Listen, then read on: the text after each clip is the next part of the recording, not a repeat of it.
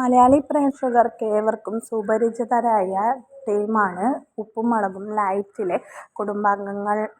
പൊന്നൂൻ്റെ വിവാഹമായിരുന്നു ആദ്യം ചർച്ചകൾ. ഇപ്പോഴിതാ നന്ദന അവരുടെ കുഞ്ഞൻ്റെ കല്യാണം കഴിഞ്ഞിരിക്കുകയാണ്. കുഞ്ഞൻ്റെ എൻഗേജ്മെൻറ്റ് നടന്നിരുന്നത് ഒക്ടോബറിലായിരുന്നു. അപ്പോൾ എൻഗേജ്മെൻറ്റ് കഴിഞ്ഞിട്ട് ഇപ്പോൾ മാസം 5ആയി. അപ്പോൾ കല്യാണം നടന്നിരിക്കുകയാണ്. വളരെ ലളിതമായ രീതിയിലാണ് വിവാഹം നടന്നിരിക്കുന്നത്.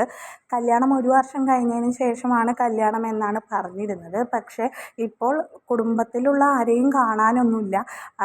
അമ്പലത്തിൽ പോയി വളരെ സിമ്പിളായ രീതിയിലാണ് വിവാഹം കഴിഞ്ഞിരിക്കുന്നത്. കഴിഞ്ഞ ദിവസം കുഞ്ഞിനെ വീഡിയോയിലൊന്നും കാണാത്ത കാരണം അതിനുള്ള എക്സ്പ്ലനേഷൻ താരത്തിൻ്റെ അമ്മ നൽകിയിരുന്നു. കാരണം കുഞ്ഞിനിപ്പം വിവാഹം ഉറപ്പിച്ചതിന് ശേഷം അവരായിട്ട് അധികം കമ്മ്യൂണിക്കേഷനൊന്നും ഇല്ല എന്നും ഫുള്ളി ഹസ്ബൻഡിൻ്റെ വീട്ടുകാരൊക്കെ ആയിട്ടാണ് കൂടുതൽ അതുകൊണ്ട് വീഡിയോയിലൊന്നും വരാത്തതെന്ന് ഒരു എക്സ്പ്ലനേഷൻ കൊടുത്തിരുന്നു.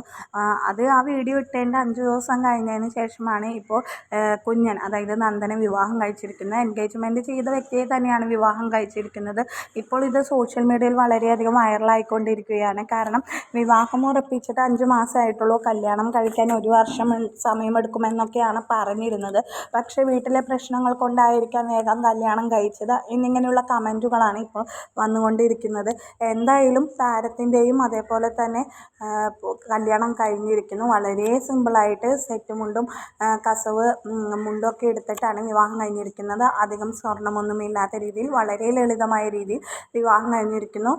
തൻ്റെ ഒഫീഷ്യൽ പേജിലൂടെ തന്നെ അറിയിച്ചിട്ടുണ്ട് വിവാഹം കഴിച്ചിട്ടുണ്ടെന്ന്. പക്ഷേ സാധാരണമായിട്ട് വീട്ടുകാരെയോ അതോ കുടുംബത്തിലെ ആരെയും കാണുന്നില്ല. അതുകൊണ്ട് തന്നെ എല്ലാവരും കുറേ പേര് ആശംസകളുമായിട്ട് എത്തിയിട്ടുണ്ട്, കുറേ പേര് നെഗറ്റീവ് കമൻറ്റുകളുമായി എത്തിയിട്ടുണ്ട്. എന്തായാലും താരത്തിനും കുടുംബത്തിനും ആശംസകൾ അറിയിച്ചുകൊണ്ടിരിക്കുന്നു.